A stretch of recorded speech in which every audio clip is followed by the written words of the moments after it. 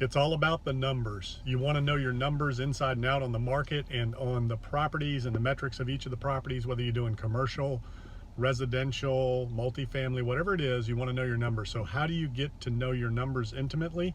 You have to look at a lot of properties, look at a lot of deals, and do a lot of research. So for residential, you want to look at what is selling and has sold in the last 6 to 12 months. You don't necessarily want to look at what they're asking. You want to look at what's under contract and what has sold and is selling.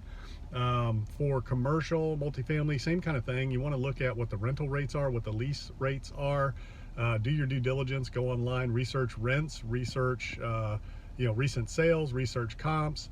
You also want to look at deal decks. You want to look at the offering memorandums from brokers on properties if you're trying to value commercial and multifamily properties, and look at the operating expenses and get to know them down to the square foot for commercial, down to the unit for strip centers and multi-tenant spaces in commercial, and per door in apartments. A lot of the metrics in apartment buildings are per door: your capex, your operating costs, your utilities, your turnover, all the different numbers that you have, your vacancies, all those different things. You want to look at them as an overall percentage of the operating cost, but also on a per unit, per room basis, per door basis.